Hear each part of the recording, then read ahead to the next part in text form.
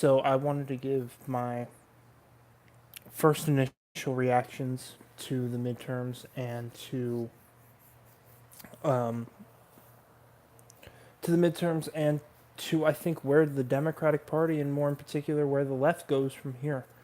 Um, so obviously we'll get the bad stuff out of the way. There were a lot of good Justice Democrats that didn't win. I don't have everything exactly. We're still counting votes. You know, West Coast is just now getting started. Alaska is just now getting started. Hawaii is now just getting started. We still got a lot of things to count. We're not going to find out till the morning. It's midnight as of right now. Um, so obviously, things that sucked the most obviously were Gillum, were Beto O'Rourke, were Stacey Abrams, and then all the other. I'm not going to say minor, but not as focused by the national mainstream media. Um, but very important races that affect people's lives, and a lot of good candidates won. I know we got a lot of disgusting Republicans out. Um, Governor of Kobach, governor of Kansas, not even just taking party ideology and politics out of it, just a disgusting human being, and um, he's out of there. He was the one who took over after Brownback left, and his policies just hurt teachers and union members and uh, the taxpayers, and Kansas is just a mess. Um, they just they just called the Chris Kobach thing. It was called earlier. I don't know why they're reporting on it now. I don't know. Um, there's a lot of different ones. I know a lot of the Florida races. I'm in Florida. Um, Sean Shaw for Attorney General, Jeremy Ring for Florida financial organizer or some position like that. Um, my district lost. I actually need to find out about my state district. I'm District 40 on a state level, and I'm District 15 on a federal level. I think. I don't know. I don't know why they don't make it the same. I mean, there's that. Um, so, um, yeah, Gillum, Nelson, but um, Ojeda, he was not. But I don't blame Ojeda for this. There's a lot of different things. Beto's not good. I I'm just focused on on a couple of things. Um, I want to compare this voter turnout in 2018 to other voter turnouts in other years. Uh, I just do. I think that would be incredibly smart. Sorry, I'm trying to reorganize my camera. Um, I think that'd be incredibly important. Not smart. Well, smart, but important on a more particular note. Important to compare 2018, 2014, 2010. I think where does the left go from here? I don't know. I know that the Democratic Party needs to change. I know the Democratic Party needs to reevaluate. I know the Democratic Party cannot sustain on this ride the way the Democratic Party is being led, the way the Democratic Party is handling policy. Um, they need to be aggressive, and it started with Michelle Obama saying, "When they go low, we go high," and everybody's coining off that phrase of well, you know, I don't even remember what people said, but when they go low, we go high. Um, when they go low, we vote. When they go low, we punch them in the face, I think are some of the ones I've heard. And mine has always been when they go low, we go lower. I still hold that to be relatively true. Um, I think that on a local level, state level, there's a lot of decent, fair minded Republicans that are are really trying to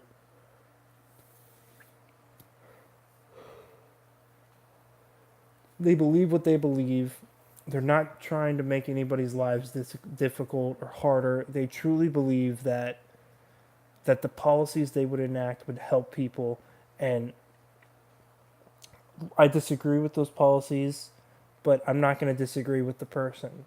I think that there's a lot of, you know, we tie, potential policies or policy goals to the person.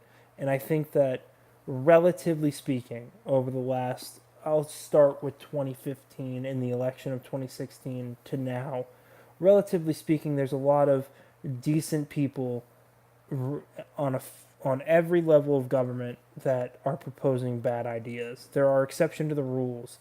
Ted Cruz, he's a bad person. He's a disgusting human being. Donald Trump is a bad person.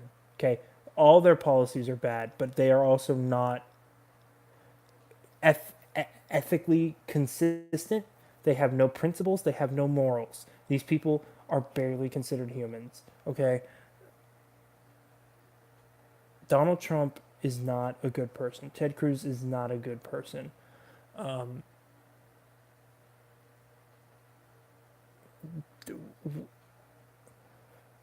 the left needs to reevaluate because with Tom Perez as the DNC chair, there's a lot of there's a lot of things that need to happen. I think in my head, a lot of the Justice Democrats candidates won in districts and races that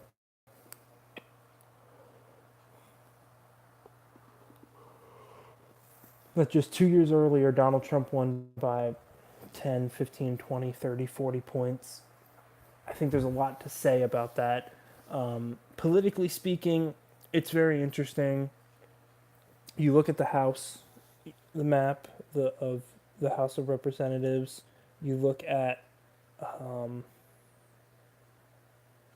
the governor map. You look at almost all the maps except for Ohio elected a Republican governor, and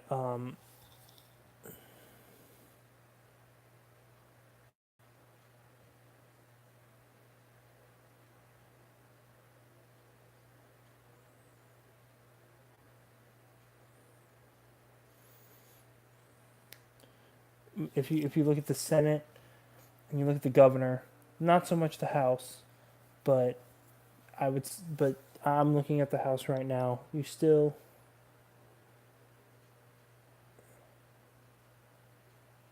You've got a lot of close races in the House of Representatives in in the Rust Belt region, and that's where I think the Rust Belt is the key example of this. There's a lot to break down here. The Democrats on a policy level need to reorganize.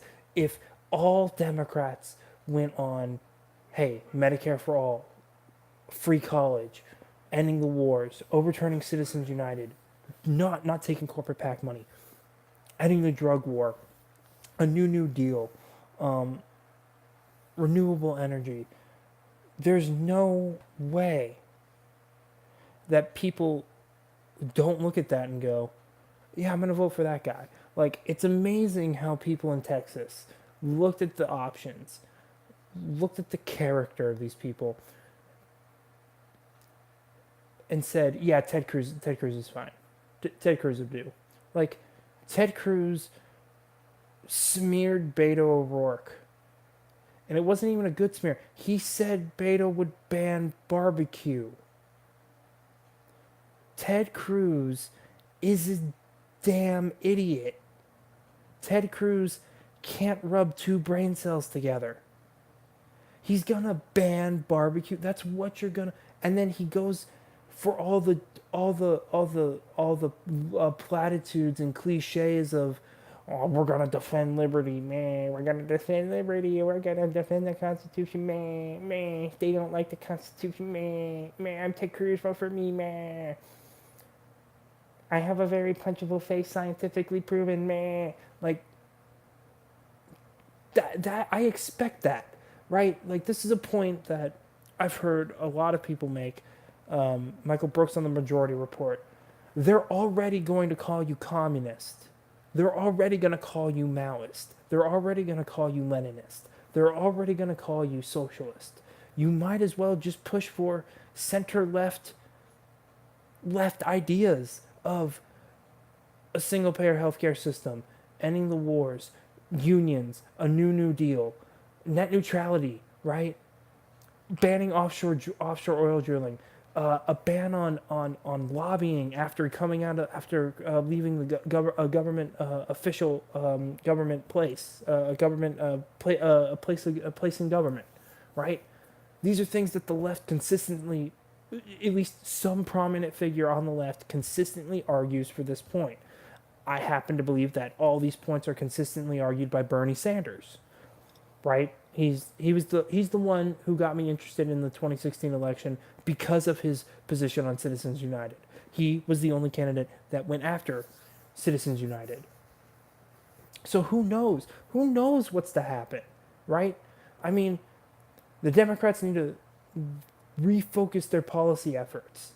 And it's not the Clinton Obama days are done. It's not 1993 anymore. The way to win politics has changed. Right? I mean, that's just my interpretation of it. On a positive note, the Democrats won the House. Most of the bills originate in the House. Anything that has to do with spending money originates in the House. Nancy Pelosi cannot become the Speaker of the House again. Those days are done. Those days are over with. You know, and I have proof in my head to back up that the Bernie Sanders way of doing the Democratic Party is what the Democrats need. Because in Florida, right, we just elected Ron DeSantis and Bill Nelson, who should probably be facing some kind of jail time for Medicare fraud. I mean, he committed fraud. There is no other way around it. You may not like that. You may need a safe space from it. He committed fraud, full stop, period, end of story. So where's his punishment for that? Who knows? He just got rewarded with being one of the 100 people to serve on the Senate at one time. So who knows? But the point I'm making is, in Florida, we had 13 amendments that we could vote on. All of them went through except one, and it was a tax cut that didn't go through in Florida. The Homestead Act, Amendment 1, increasing property value exempt from tax, from some sort of tax, from $100,000 to $125,000. Everything else went through. Ban on offshore oil drilling. If you honestly think Ron DeSantis and Bill Nelson give a fuck about offshore oil drilling, or just oil drilling in general, you haven't followed politics, or you choose to be that stupid. We just passed a lobbyist ban. Trump did a lobbyist ban within the first, I think, 100 days of his presidency. It was one of the first things he did. It's one of the only things that he's done that hasn't either pissed a lot of people off or just been against the will of the people. I mean, in Florida, what are the other amendments? We just enacted 1.4 million people their right to vote back. Pennsylvania just this year went through a federal case for a Republican leadership in the state legislator purposely gerrymandering their districts so that they would get more votes. You honestly believe that Republicans care about felons, previous felons for crimes that didn't involve, that were nonviolent or included rape? Those people don't count. But other felonies, you think Republicans give a shit about their right to vote? I tweeted something on my Twitter. Someone tweeted that the NRA wanted past felons to still be able to buy guns, and I retweeted that. So past felons and past criminals can buy guns, but they can't have the right to vote. Because I mean, it's true. Like, you're gonna sit there and tell me that, you know, people shouldn't have the right to vote because they did something wrong, but the amendment clearly said that they would have to serve their time. They pay their debt back to society by being in jail. You do what happened to you do the crime, you do the time. It's not you do the crime, you do the time, and you're still a criminal. That's not how that works. That's not how it should work. Okay? You should have it on your permanent record, but you should be able to reintegrate into society. You know?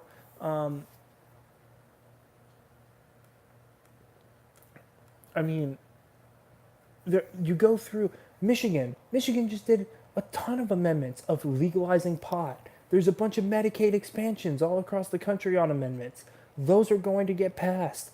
So when you do a direct democracy where people have the right to vote, they vote on the specific issue, not for a person representing them on all these different issues, but for the specific issue.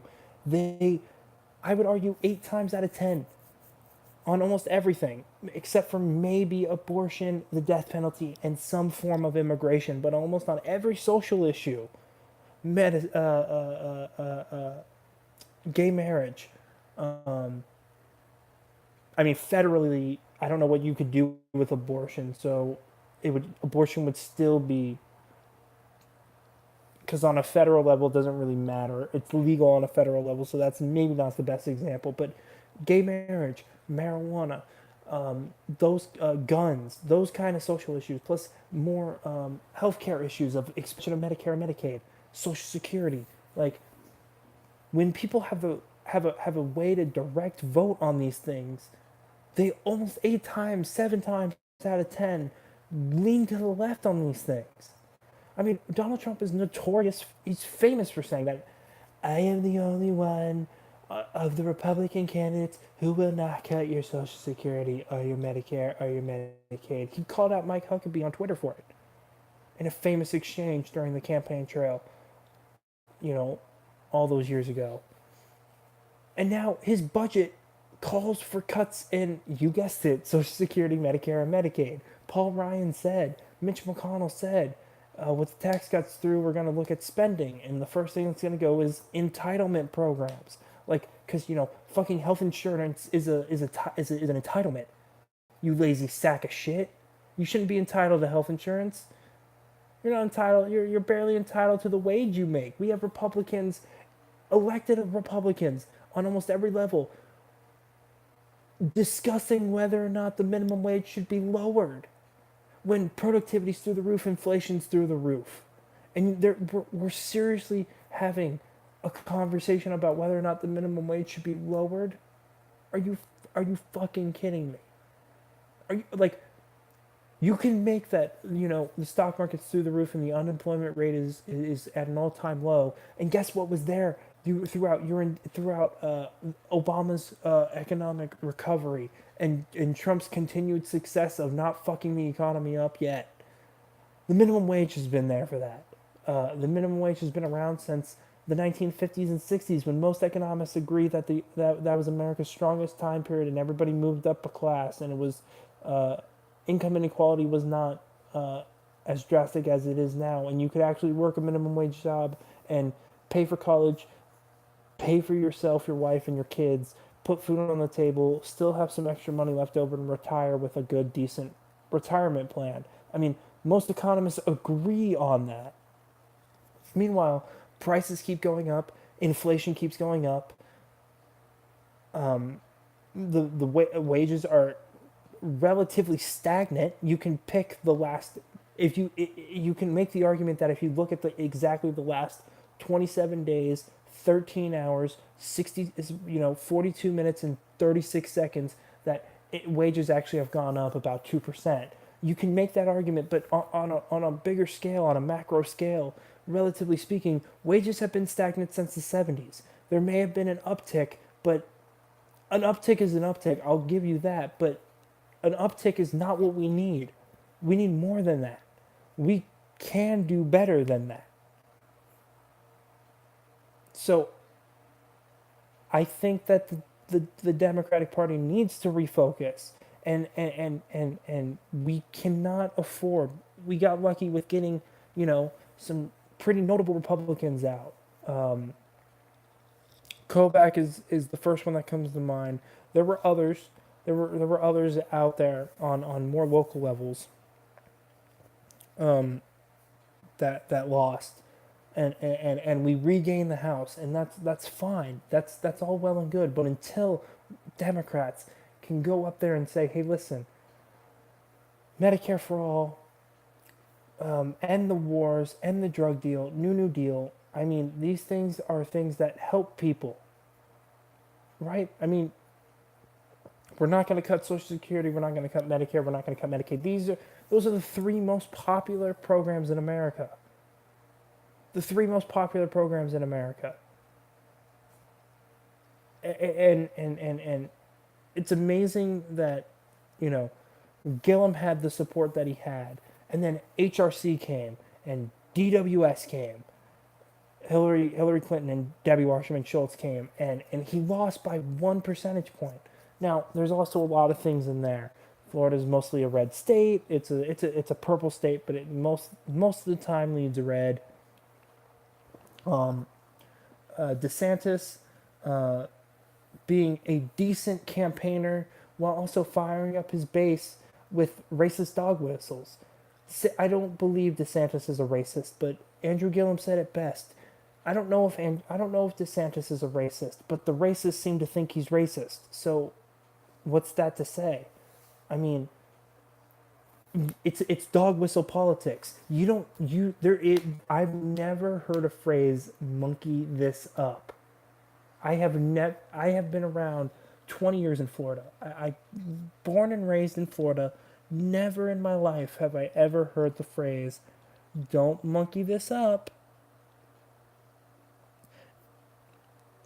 And even if I concede to you the fact that monkey this up is a phrase that is A, used at all, or B, used at some particular subgroup in America, DeSantis is a veteran, a prosecutor. He graduated from very prestigious universities. If he doesn't understand that the word monkey has racial and political uh, effects to certain people in America who vote, to um, monkey has a racial effect. If he doesn't know that, he shouldn't be governor. If he doesn't understand the basic history of the word monkey when used in American history to describe black people, he should not be governor. He should be rejected. They should nominate someone else. But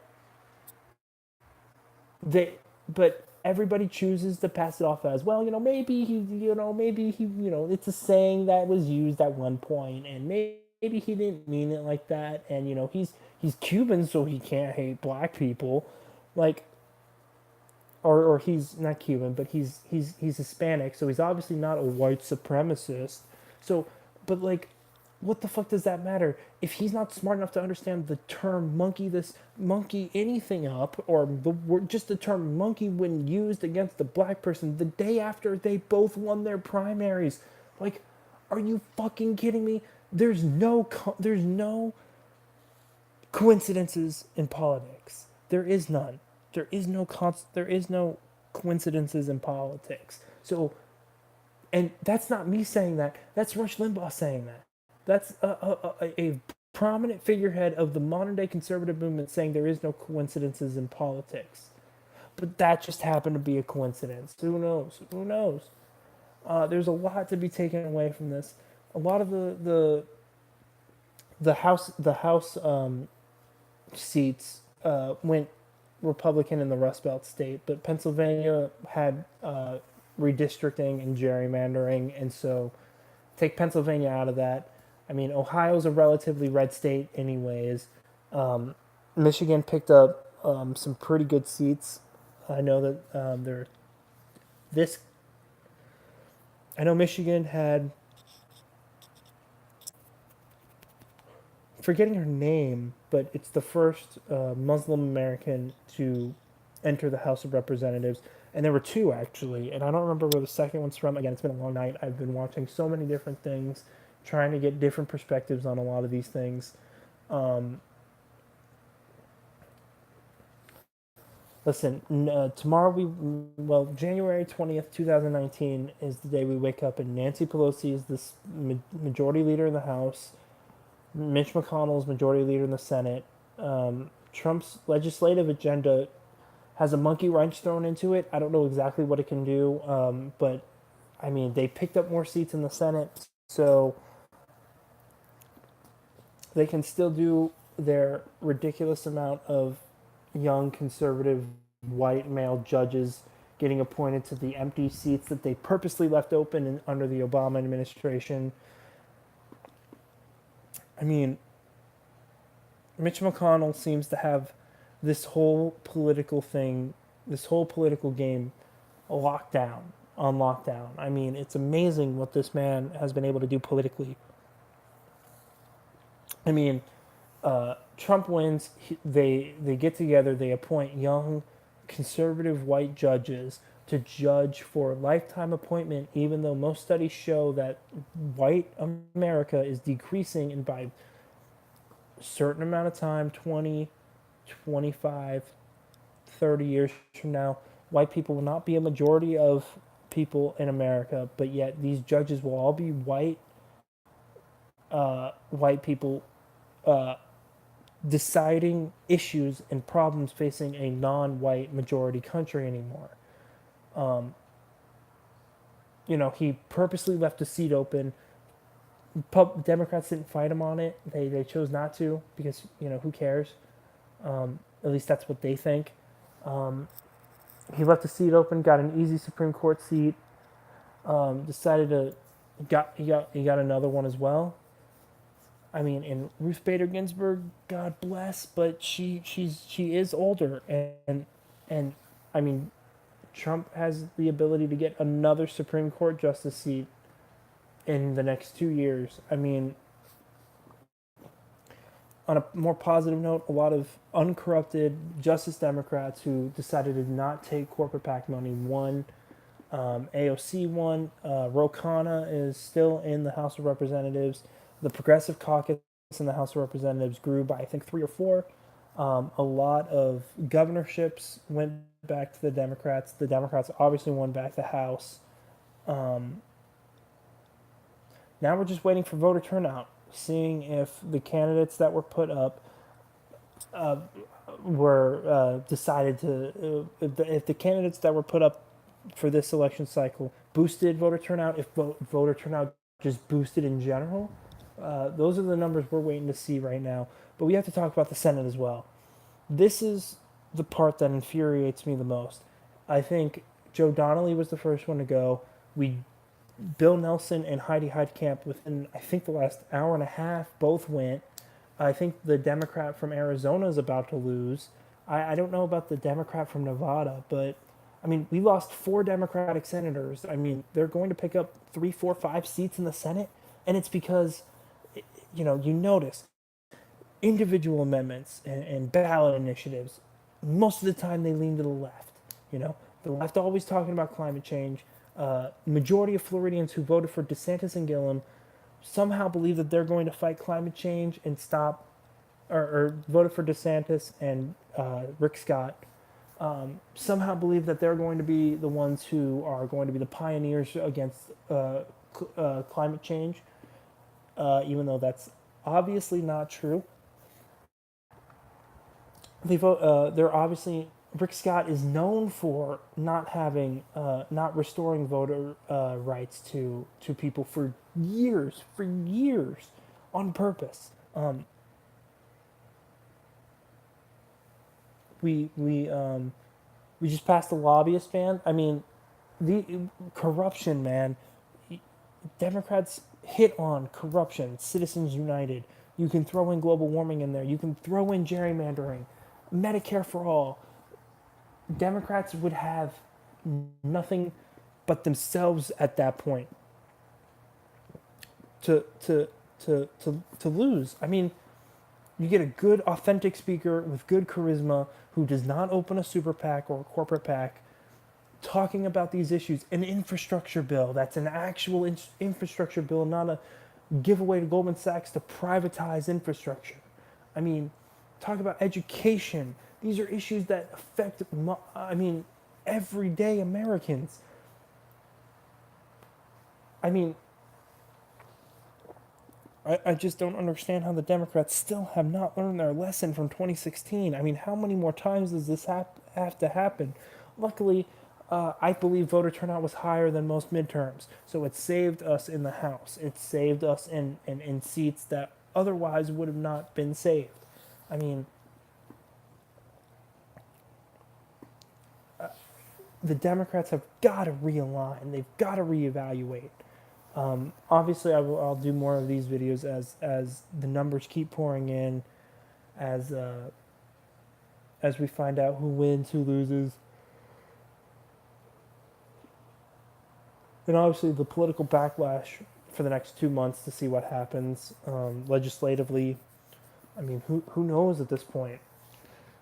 Basically, by the time you wake up the next day, the race for 2020 is on. And I've heard people say that they've heard people say, relatively close to the big names running for president, that early 2019 is when you can hear announcements starting to go off. So I'm just reporting that to you. I have no confirmation on that. I'm just a lonely 20-year-old boy in Florida going after a political science major because politics interests him. So those are just my thoughts. We live in very interesting times where a majority of the American people vote for whether it be Medicaid expansion, legalizing of marijuana, restoring voting rights to felons, banning oil drilling. I mean,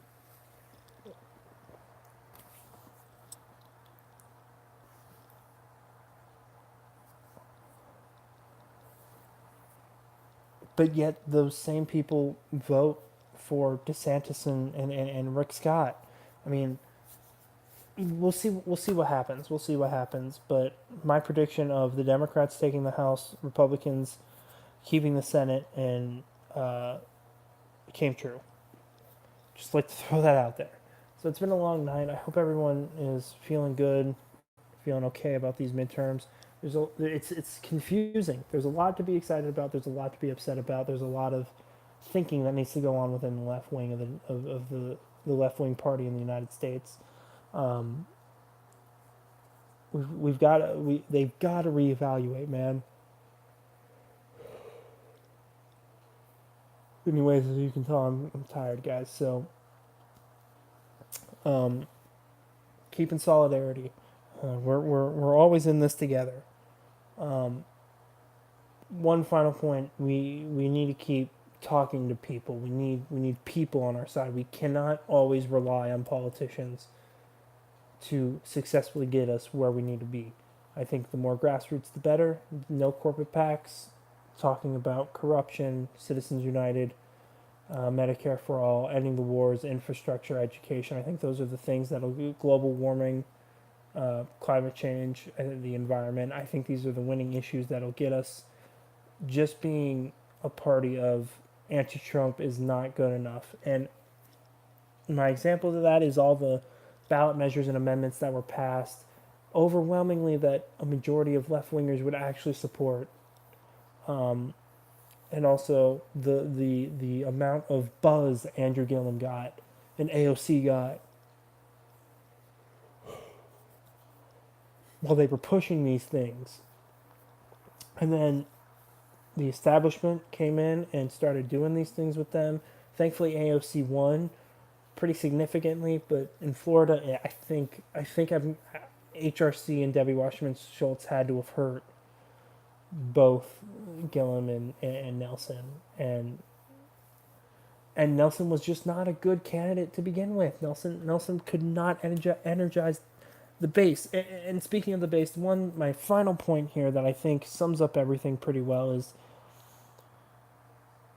a lot of people are going to disagree with me that DeSantis saying "monkey this up" is racist, um, and I'll concede to you that he's not racist, but that phrasing, that wording, the way he words it to the person he's talking to has racist backgrounds. And I don't know if he's a racist, but the racists sure do think he's a racist. So, I mean, I forget where I was going with this.